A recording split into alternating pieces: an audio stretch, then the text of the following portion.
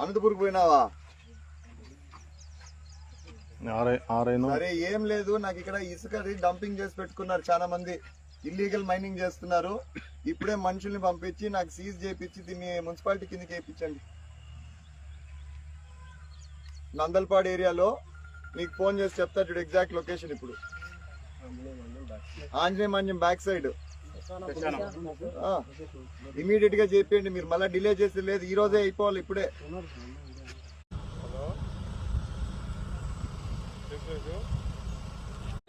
ఇష్టం వచ్చినట్టు చేస్తారు. మీ టిప్పర్ కానీ ట్రాక్టర్ పట్టుకొని పోతే ఒక్క సంవత్సరం బయటికి రాదు, ఒక సంవత్సరం బయటికి రాదు. నేను అందరికి చెప్తున్నా, టిప్పర్లు ట్రాక్టర్లు బాడికేద్దండి, ఇసుకేకో నష్టపోతారు. నాకు తెలిసి ఏం చేయాలనో ఏం చేయకూడదో నాతో కష్టపడిన వాళ్ళకి 100% చేస్తా, 100%.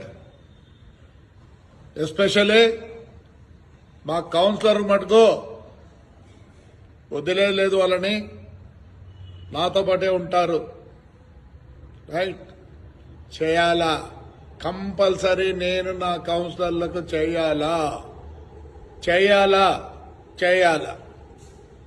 నాకు వదిలిపెట్టండి. ఇసుక విషయంలో నేను ఊరుకోను. పోయిన 5 సంవత్సరాలు కూడా ఊరుకుండలేదు. మీరే ఎందుకు చేసుకోవాలా?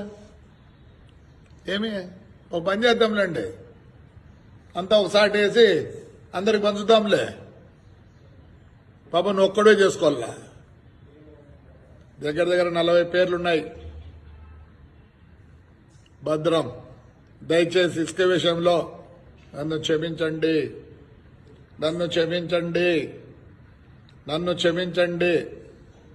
5 ఏళ్ళు నాతో ఉన్నారు, కష్టపడ్డారు. ఇసుక విషయంలో నేను ఒప్పుకోను. కొందరికి ఆల్రెడీ కొన్ని చూపించినాం. తప్పు ఎవడన్నా చూపినోడు ఉంటే నేను వస్తున్నా, రండి.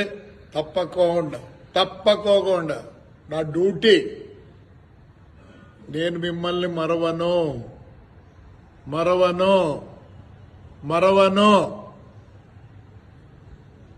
మీ వల్లే నేను ఆడ నిలబడగలిగిన. దయచేసి చెప్తున్నా, ఇసుక విషయంలో మానుకోండి అందరూ. ఎవడైనా సరే, నా బంధువైనా సరే, నా మిత్రుడైనా సరే, నా స్నేహితుడైనా సరే, నాకు ప్రాణాలు ఇచ్చిన వాళ్ళైనా సరే, ఇసుక విషయంలో మానుకోండి.